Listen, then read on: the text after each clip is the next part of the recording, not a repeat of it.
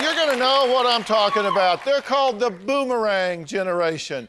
You raise them, they go off to college, and then they come back. Okay? Are they in transition or are they moochers in training?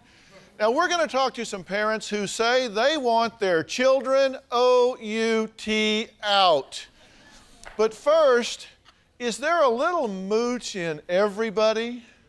Now, we tried an experiment today that involved all of you. Okay? Take a look. We set up a table backstage for our audience to take a freebie. Now, the sign says, please just take one.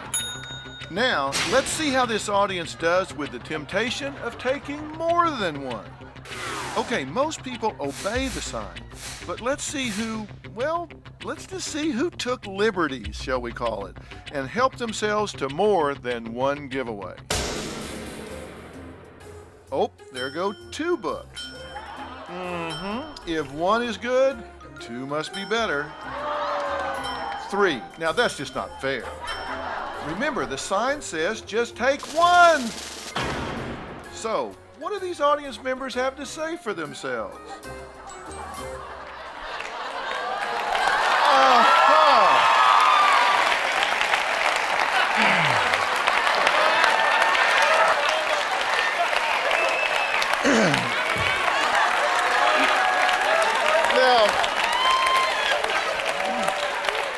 Now, that would be Esther, right? So would we just be safe to say that you just really like me, right? Yes, I do. So you took more than one thing. 2 subjects. Oh, 2 different subjects. So just 1 per subject. Okay. All right. And Patty? Yes. Let's see. You took 2 books and a video, right? Yeah. So why do you need 2 books if you can't read? Because if you could read, it just said 1, right? I thought you meant on the beach. And Heather, you have a shirt because you needed something to wear while you read the book, right? I mean, when we see something that says free, don't we all kind of do that? We just decide, it's okay. I mean, y'all didn't do anything that anybody else doesn't do time to time. We just caught you. And I'm flattered, actually, so don't. What the rest of you think? You just took 1 thing? What's up? No. All right, now, Cher and her husband say it's bad enough having 1 freeloading child, but multiply that times 3, and there's going to be some serious trouble. Now, there's 13, count them, 13 people living under 1 roof. Wow. Take a look. Welcome to our home, DrPhil. We have a house full of moochers. We have 3 grown-up kids, and we just can't seem to get rid of them. They just mooch off of us for everything. Cook me my food. Jay, Tabitha, and Star are selfish, immature, and lacking life skills.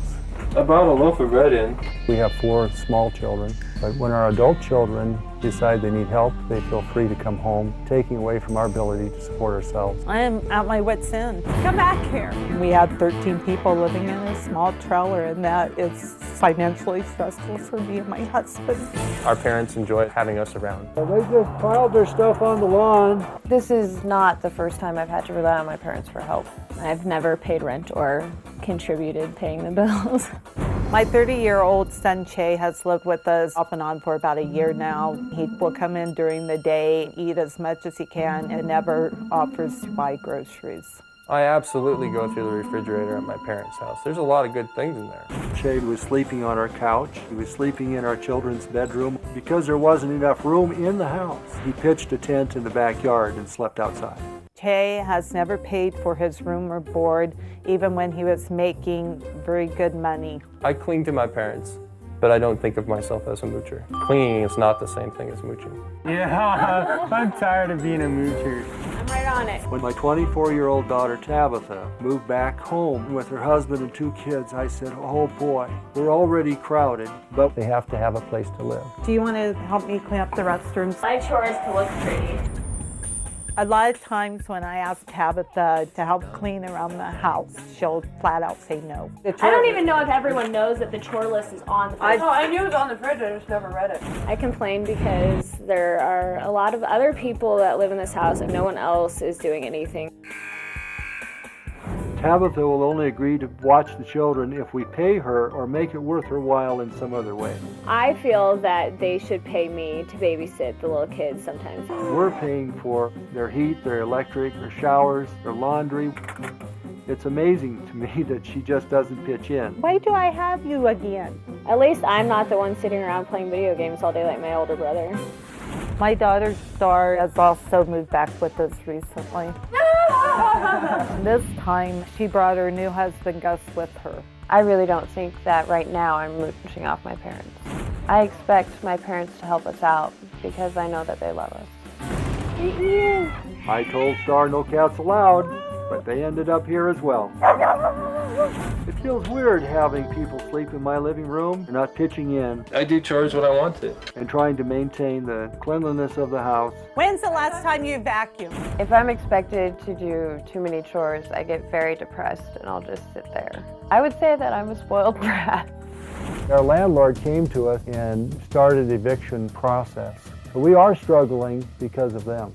Dr. Phil, this is totally out of control. How can we get our mooching kids out of our house once and for all without feeling guilty?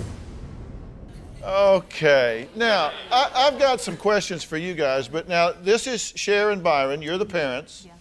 And I'm gonna get to you guys in a minute, in a really big way, okay? But what's up with you guys? You said that you think they owe it to you to take care of you? Well, I think as parents, they can't really not take care of us if we need it.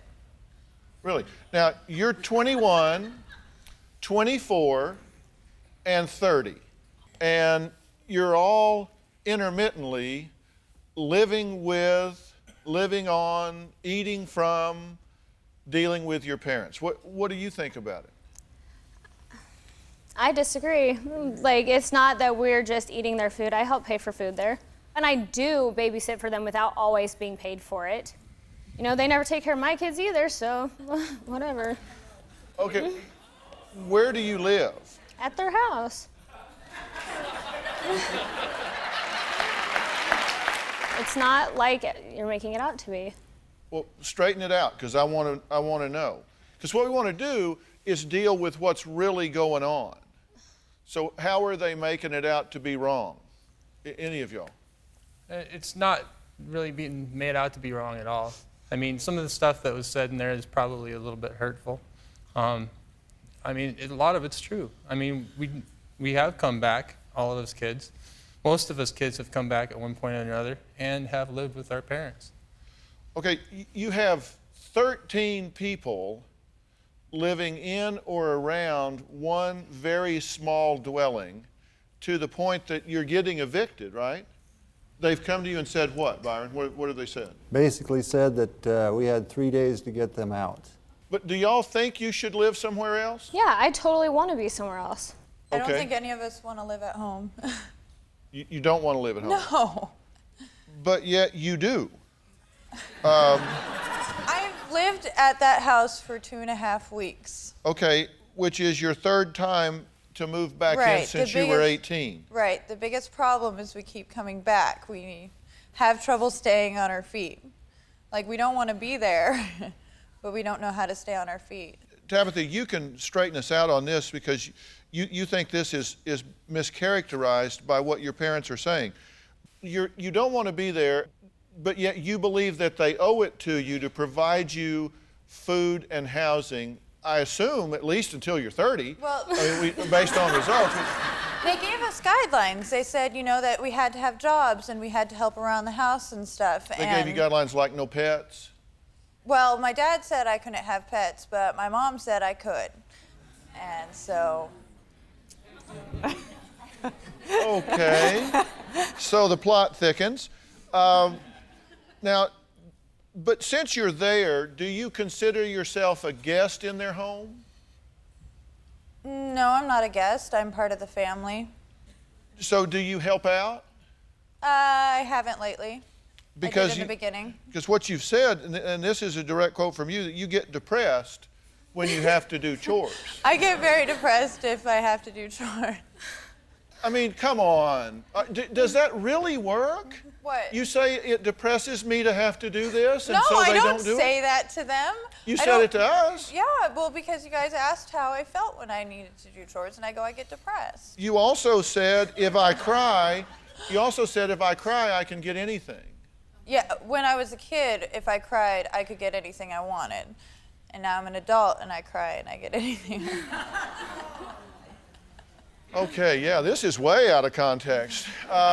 Byron and Cher say they'll do whatever I want them to do to get their 3 kids out of the house. Now, we're going to see if they'll keep their word when we come back.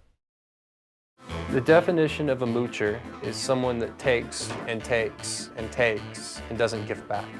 Right now, I feel like I'm self-sufficient. Rather than contributing to the bills, we're just trying to save money for our own place. My parents are absolutely notorious for letting people take advantage of them and their generosity. Okay, we're talking about a new generation of moochers, boomerangers. Now, these are kids that move in and out with mom and dad, not just once or twice, but for as long as it takes them to get their lives together. Now, Byron says it was just Cher and their 4 little ones when they first moved into their home. But now they're about to be evicted because some of their adult children, along with their families and their pets, have moved in once again. Now, do you think your sister's lazy? No, I think she gets away with a lot. Absolutely. I think she gets away with it. She should have to get up and do stuff, but she doesn't because no one makes her. Okay, and you say that you think your behavior is a problem because it's ordained in the Bible. I said that there is a correlation between the child and the parent. It's in the Bible, yes. And if I've never been married. So I definitely have a bond with my parents still. Till I have a wife, I still have a bond with them.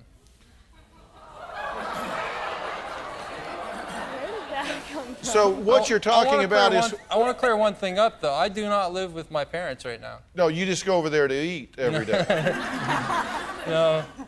Because you said you go in and raid the refrigerator and eat whatever's there. Sometimes I do, not very often. And what you're talking about in the Bible is where it says in Ephesians that you're to honor your mother and father, and that you will leave your mother and father and cleave unto your wife. That's correct.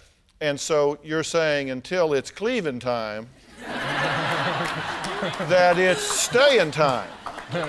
Okay, you might be confusing cleaving and leaving. Cleaving and leaving. Here. Okay?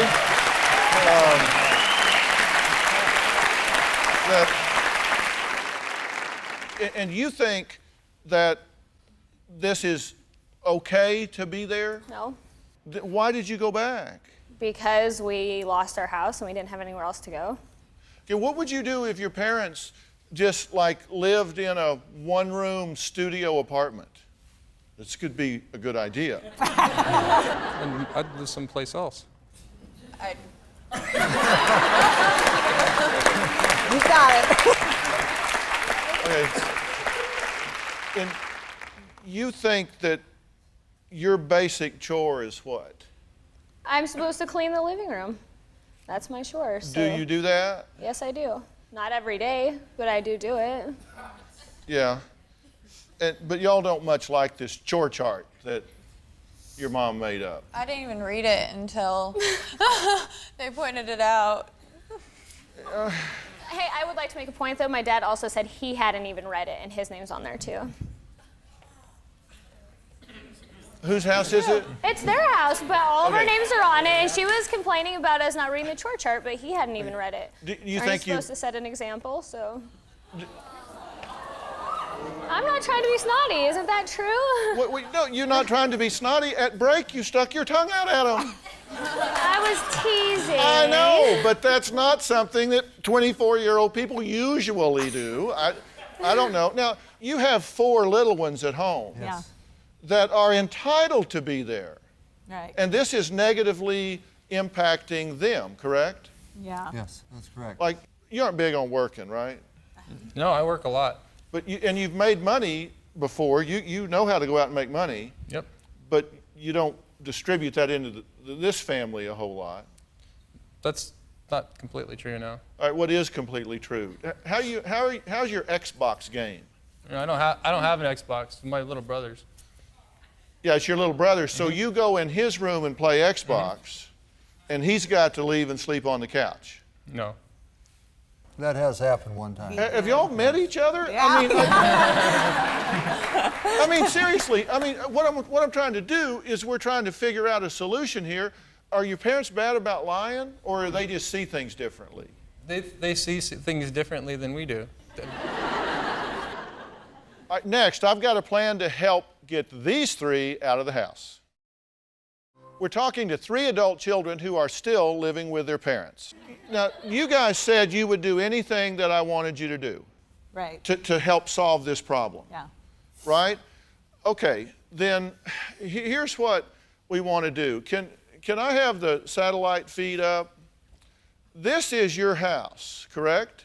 Yeah. Yes. Okay, that's live, by the way. That's right now. Oh my. Oh my gosh. Yeah, because this is a satellite uplink from your house. Okay, and this is where 13 people are either living or occupying every day, to the point that the landlord said, yeah. Now, you're not going to wear this place out. You're going to have to get them out of here or get gone. Okay, now, can you hear me on the satellite feed? All right, can you pan over to one side? Oh no. What we have here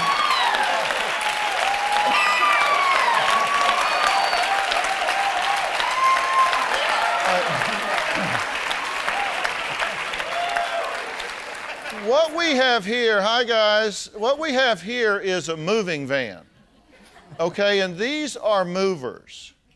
Now, they are prepared to go in and load up all of the adult children's belongings, and thanks to the folks at Peak Property Management, Star, Che, and Tabitha, along with their spouses, kids, pets, have the opportunity to move and live in a 3-bedroom home with the rent paid for 30 days to give them an opportunity to really make a transition.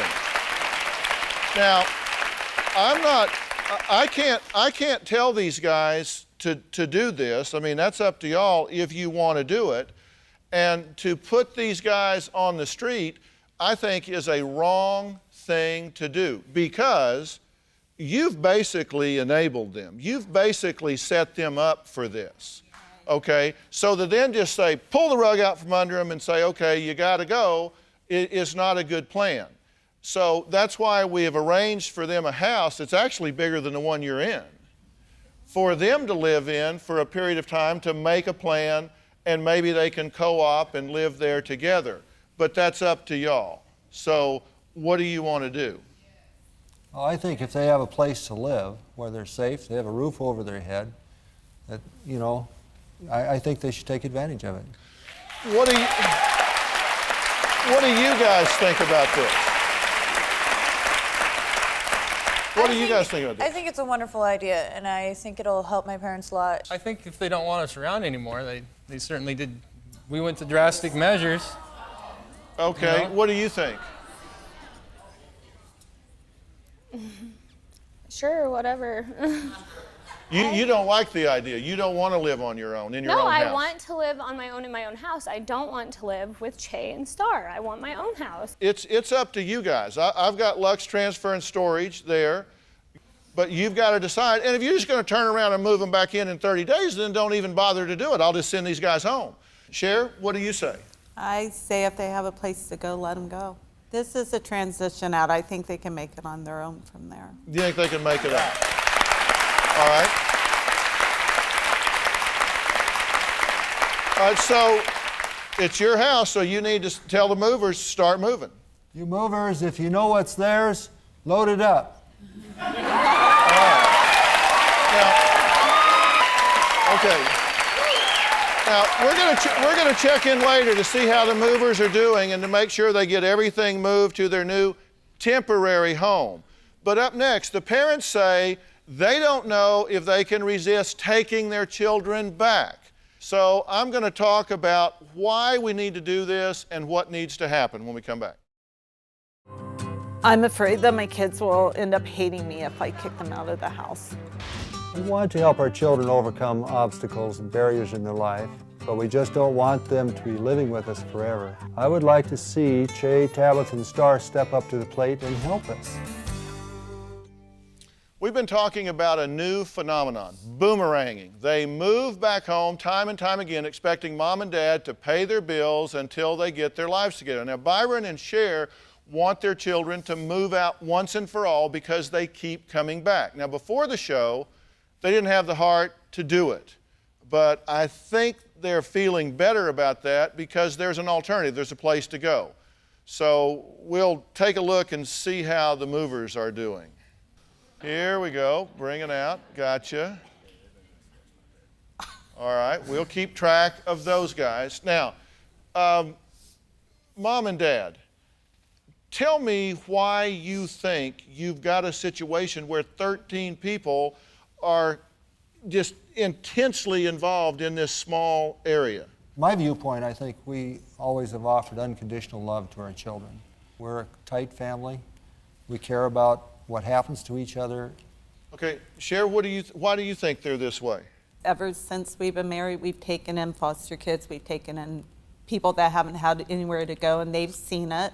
So when they got older, you know, I guess we enabled them, just like you said. We allowed them anytime they needed a place to come in. Okay, and every one of you have said you know that they won't say no. True? Yeah, that's Very true. true. Okay. Do you really think that's helping them? Probably not. In the long run, it's not. But you see, necessity is the mother of invention. And if they don't have to, then they don't. You've all said, why do you do it? Because it's comfortable. I would agree with you on that because I was given till the 15th of last month to move out, and since then I've been better suited. I've been happier. But I haven't been relying on my family. Well, there's two kinds of needs that I have. One are emotional needs and one are physical needs. They took care of both for me, and so why would I want to leave if they made me feel comfortable? Yeah. Do you hear what he's saying? Yeah. I mean, and you've got to understand, your job, when we talk about loving our children, loving them means preparing them. And what you're doing, if you allow them to not require more of themselves, then they don't require more of themselves, so they're not progressing. Well, I have in Tabitha's situation, ask her what she would have done had she not moved into our home when they lost their house. What would you have done if you hadn't moved into their home? I don't know. She doesn't know. Well, that's what I'm saying. Is your point that she had nowhere else to go? Yeah. Then, my point is, if you had started preparing her for self-sufficiency, higher self-esteem, and more motivation 4, 5, 6, 7, 8 years ago, then she wouldn't have been in that situation today. And if you don't start it today, she'll be in the same situation 5 years from now. That's all I'm saying. And does that mean that you don't support her and help her? Does it mean just kick them out to the curb and say good luck and throw our phone number away? No, of course not. But I would change the locks on the house. I mean, I would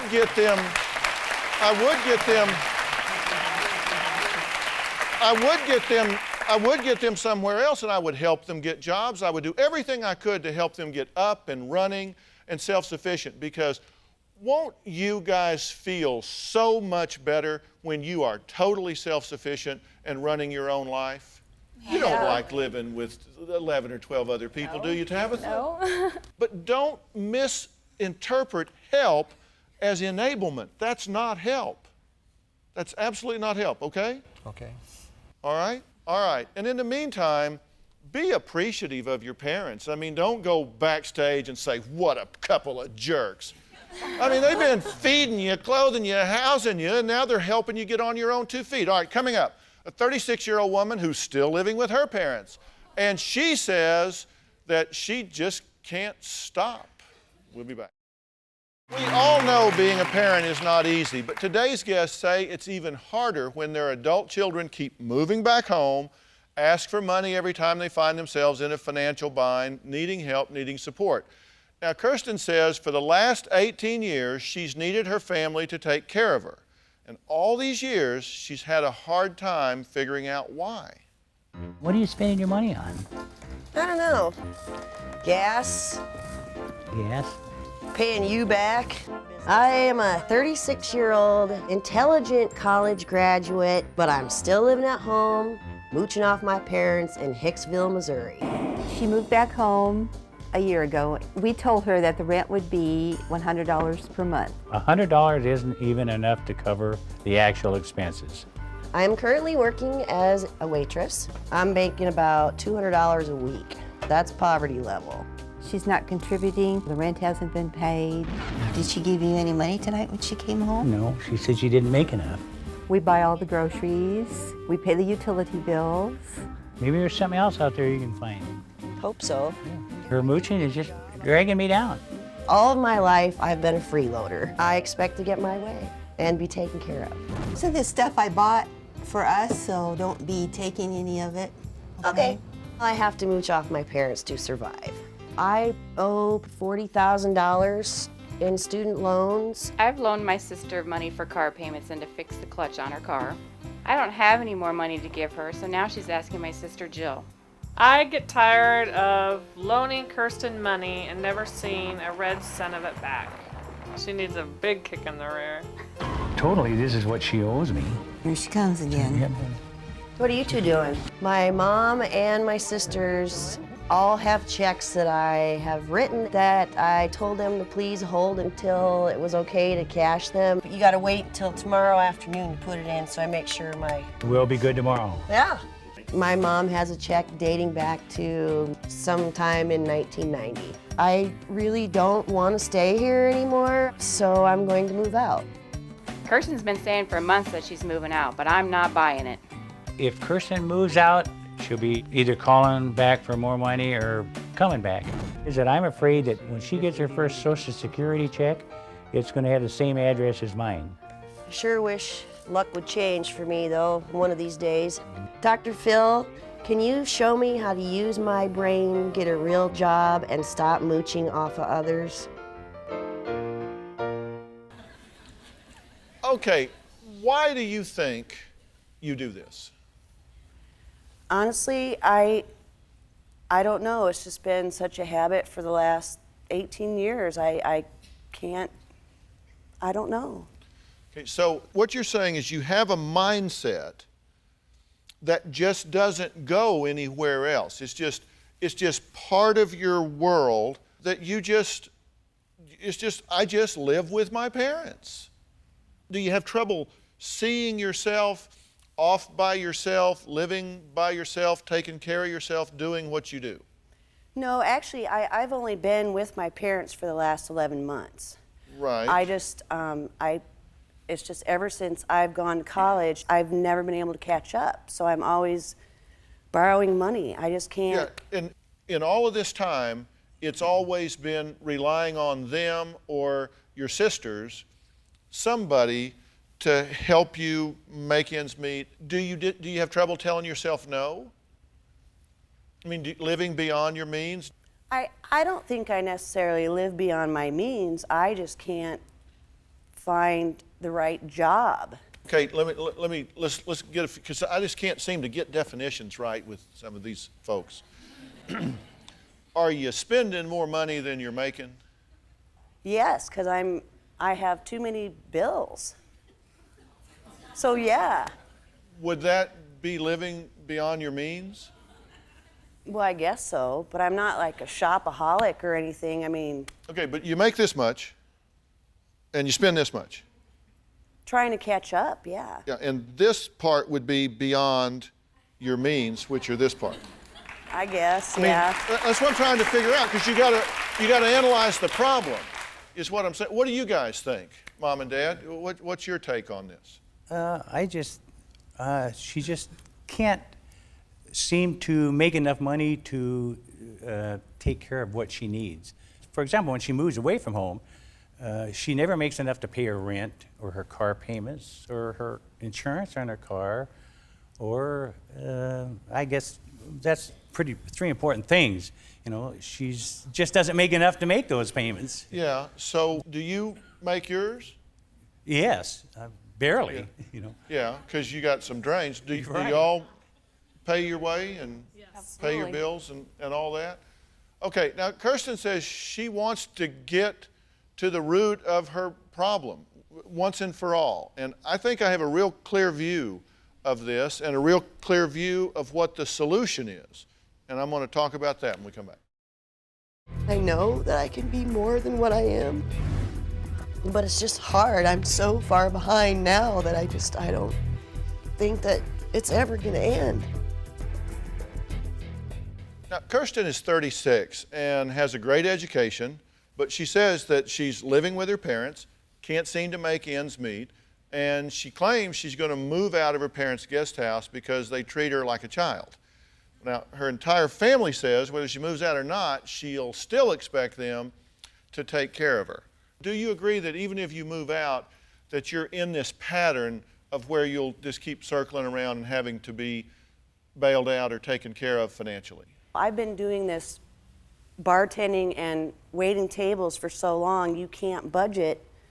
You know, you don't know how much you're gonna make in a week. And if I find a good job, I think if I knew how much I was gonna be making every week and could have a budget, that's what I lack. I lack a budget, I lack, you know, managing my money. Okay, but you've turned down jobs because you just didn't like the location, right?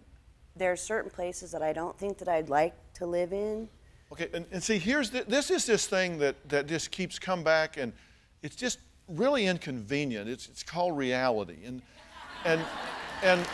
you know, sometimes, no, really, I'm serious about this. And here's what. Let me tell you what I think about this. I think that problems often start for one reason, and then continue on for another reason. Okay. Now, when you were young, you had health problems, correct? You had to wear a brace, and it created social problems for you, because that's when a kid is having to do that, it sets you apart in some different ways. And so you had to have extra care and extra nurturance at times. True? Absolutely not your fault. 100%, no question, no but, not your fault. That's a challenge that you had to deal with. And along with that, you two were very protective and very forgiving and spoiled her really excessively, right? Yes, we Do you did. agree with that? And you said that you're spoiled, that you were spoiled at that time. I was, yeah. But what happens is, at a time when kids would normally be learning that when you choose the behavior, you choose the consequences, you weren't really held accountable for a lot of things, even in the teen times, correct? Because you really lived those teen years, right? You had a good time during those teen years. Yeah. And you had a certain wild streak, and you got away with a lot, right?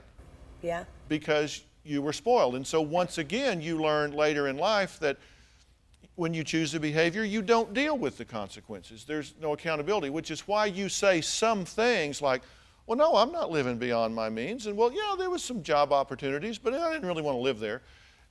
People that are used to being hungry, they don't afford themselves those luxuries. And what I think has happened here is, I think because of some unavoidable situations and circumstances, you A, picked up some bad habits because of the spoiling, and B, failed to get some certain mindsets, some certain skill sets in terms of thinking that have kept you from connecting that last dot And because you've worked hard, you've gone to college, you did well. Well, you flunked out, but then you went back and did well. And, right? Exactly. And you got the degree. I do my homework. I know the history. And now I think you've got some things that started way, way back that you don't know that are undermining you at this point because all you know is what you know. And I think what we need to do here is work the problem. You know, work the problem, not just complain about it, but work the problem. I think that you're obviously very intelligent. You have an excellent degree from an excellent university.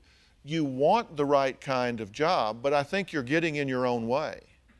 And so I think what you need is a plan. You need a program here. You need some vocational counseling. You experience anxiety when you start getting close to independence because you've never had to be fully accountable. And I think that needs to be dealt with. And then I think you need a structured plan to get on your feet. And when you do, I think you will grab on with both hands and never look back. But I think you need some vocational counseling. I think you need some psychological counseling to replace some of these things that didn't get in there at the right time. And then you need to create that job opportunity, which we can help with the vocational counseling as well. And once I think you get there with that skill set, I think you're going to be an absolute star. I absolutely believe that. But I think you need this plan because you don't know what you don't know. I don't think you mean to be that way, but I think you need some pieces of the puzzle snapped in together. And then I think that you will have a very different experience of life. What do you think? I think you're right. I just don't know how to tap into that. That's been a struggle. Well, I do know how to tap into that. Well, So if we put that all into play for you with the vocational counseling, the psychological counseling, the career, all of the things that you need to get where you're going, will you participate in that program? Mm-hmm. Will you guys support that? Yes. Because as you get older, and I know as parents, as I get older, I keep looking to see if something happens to me, will my kids be okay? Do they have what it takes to walk on their own and do well? And wouldn't you have a great sense of peace if you knew that she had closed that gap and could take care of herself? Yes, I would. All right? Very much. I have a plan. Do you have a story or a question for me? Click the link in the description and tell me what in the world is going on.